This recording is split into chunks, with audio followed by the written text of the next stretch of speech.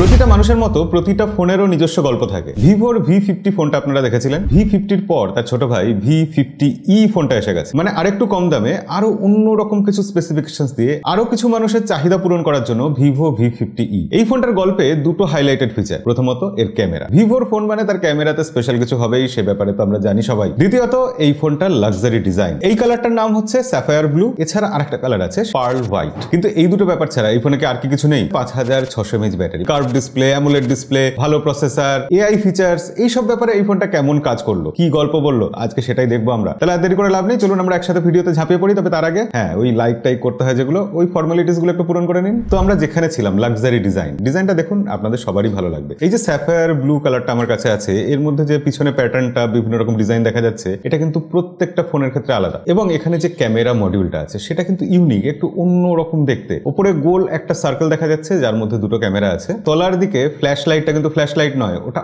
অরা light, সেই ভিভোর special ব্যাপার, সেটা নিয়ে ক্যামেরা সেকশনে বলছি। তো সব মিলিয়ে এই যে ডিজাইনটা করা হয়েছে, এই ডিজাইনটা দেখে কিন্তু প্রিমিয়াম মনে হচ্ছে। কিন্তু শুধু দেখতে ভালো হলে তো হবে না, এর মধ্যে স্পেশাল কি কি গুণাবলী রয়েছে। আসলে ভিভো এই যে ডিজাইনটা তৈরি করেছে, এই ডিজাইনটা স্ট্রাকচারাল ড্রপ প্রোটেকশন দিচ্ছে। মানে যখন আমাদের ফোন কোনোভাবে হাত থেকে পড়ে যায়, কোনো একটা জায়গাতে পার্টিকুলারলি চোট পায় বা সেই জায়গাতে পুরো আঘাতটা লাগে, কলিশন হয়, সেই যে ধাক্কাটা, সেই যে শকটা, সেটা যাতে ফোনটা অ্যাবজর্ব করে নিতে পারে, চারদিকে ঠিকভাবে ছড়িয়ে যায়, সেইভাবে এই ফোনটাকে ডিজাইন করা হয়েছে। তাতে সুবিধা কি হবে? সুবিধা এটাই হবে যে ফোন সহজে ভাঙবে না। কিন্তু এবার আপনার প্রশ্ন হবে যে ভাঙে তো ডিসপ্লের ব্যাপারে কি হচ্ছে? ডিসপ্লের ক্ষেত্রে ভিভো সাধারণত জার্মানির সংস্থা স্কটের সাথে কোলাবোরেশন করে। তো এখানে ডিসপ্লে প্রোটেকশনের জন্য স্কট কোম্পানির তৈরি অ্যাডভান্সড শিল্ড গ্লাস ইউজ করা হয়েছে। এই গ্লাসটাকে নাম দেওয়া হয়েছে ডায়মন্ড শিল্ড গ্লাস। স্কট এ বা স্কট আলফা বলা হয় যাকে, ওই আলফা মেলের মতো ব্যাপার আর কি। এছাড়া টপ লেভেলের আইপি প্রোটেকশন, IP68, IP69, যেগুলো আমরা কিছুদিন আগে ভাবতে পারতাম না, সেগুলো এখন সহজভাবে বলে দেওয়া যায় যে এই রকম ফোনে সেই প্রোটেকশন গুলো আছে। কিন্তু এই ফোনে আরো স্পেশাল ব্যাপার আছে, সেগুলোতে যাওয়ার আগে সরাসরি ক্যামেরার কথা চলে আসি, কারণ ভিভোর ফোন মানে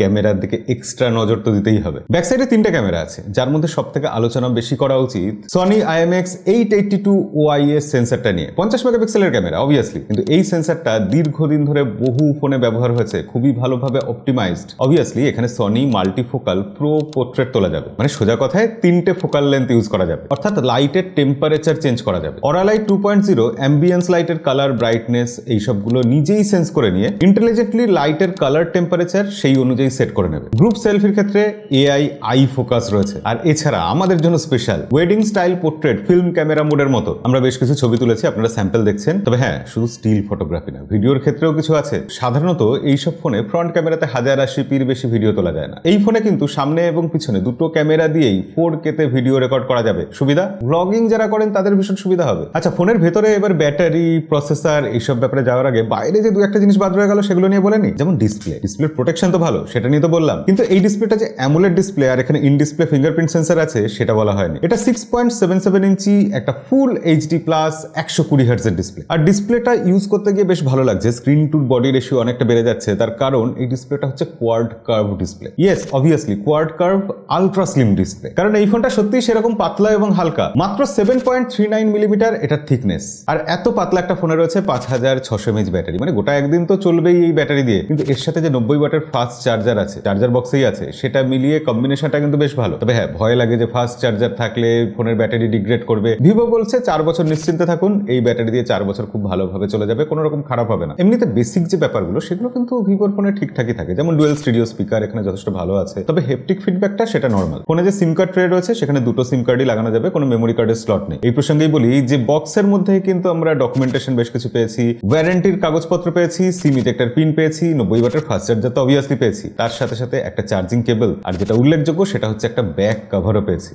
ফোনটাও পেয়েছিলাম, তাই এই ভিডিওটা করতে পারছি। এবার তাহলে প্রসেসর এখানে রয়েছে MediaTek Dimensity 7300, 4 ন্যানোমিটারের প্রসেসর, তার সাথে সাথে রয়েছে LPDDR4X RAM আর UFS 2.2 storage type. Day to day লাইফে গেম ঠিকঠাক চলছে, মাল্টিটাস্কিংও খুব একটা সমস্যা হয়নি। তবে এই ফোনটা তো গেমের গল্প বলছে না, কিসের গল্প বলছে সেটা আপনাদের শুরুতেই বললাম। কিন্তু গেমের গল্প না বললেও এই ফোনটাতে এমন কিছু জিনিস দেওয়া হয়েছে সেটা গেমিং এ কাজে লাগবে। এখানে ফোন ঠান্ডা রাখার জন্য পাইরোলাইটিক গ্রাফাইট শীট ইউজ করা হয়েছে, বিশাল বড় একটা কুলিং চেম্বার দেওয়া হয়েছে যাতে স্টেবল পারফরমেন্স পাওয়া যায়। এখানে আমি একটা জিনিস আপনাদের জানাতে চাই যে ফোনের ছোট ছোট ব্যাপারে কোম্পানিগুলো যে কত কাজ করে শুনলে একটু অবাক হতে হয়। যেমন এই যে ফোনের টেম্পারেচার কন্ট্রোল করার ব্যাপারটা, এর জন্য এই ফোনে কিন্তু 10খানা সেন্সর ইউজ করা হয়েছে। সেন্সরগুলো রিয়েল টাইম টেম্পারেচার ডিটেক্ট করে নেবে, সেই অনুযায়ী ফোনকে ঠান্ডা করবে। শুধু এই কাজের জন্য 10টা সেন্সর, ভাবতে পারছেন? এবং এই সেন্সর বা এই সব ব্যাপারটাকে চালানোর জন্য যে অপারেটিং সিস্টেমটা এখানে দেওয়া হয়েছে। অবভিয়াসলি অ্যান্ড্রয়েড 15 আছে, আর তার সাথে সাথে রয়েছে ভিভোর ফান্টাচ OS 15। প্রচুর ফিচার আছে, সেই সব নিয়ে বলে আজকে সময় নষ্ট করবো না। তবে এআই ফিচারগুলো আমি একটু ছুঁয়ে যেতে চাই। প্রথমত এআই এক্সপ্যান্ড, মানে কোনো ছবিকে আপনি যদি আরো বড় করতে চান, যে জায়গাগুলো ছবিতে নেই আসলে সেই জায়গাগুলো এআই ক্রিয়েট করে দেবে। AI transcript assistant,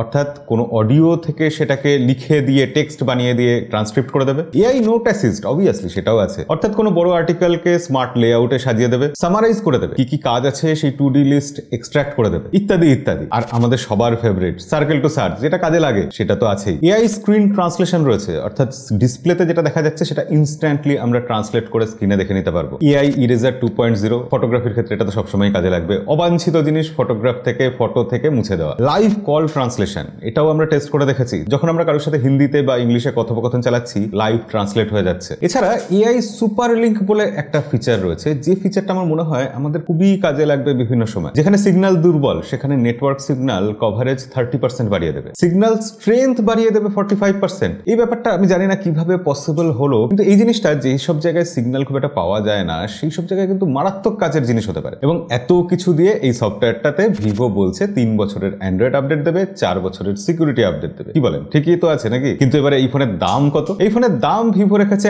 28,999, 8GB 128GB ভার্সনটা, আর 8GB 256GB সেটা 30,999 টাকা। আপনারা এই কমেন্টে লিখে জানান যে এই দামে এই ফোনটা আপনার কেমন লাগলো, লাইক করেও জানাতে পারেন অবশ্যই। তবে হ্যাঁ, এই ফোনটা যদি আপনি প্রি বুকিং করেন তাহলে 10% ইনস্ট্যান্ট ক্যাশব্যাক পাবেন, আর 0 ডাউন পেমেন্টে 9 মাসের ইএমআই তে এই ফোনটা নিতে পারবেন। তো এই ছিল ভিভো V50e। আজকের ভিডিও আর বেশি লম্বা করবো না, এখানেই শেষ করবো। দেখা হবে পরের ভিডিওতে। আজকের মতো বিদায়।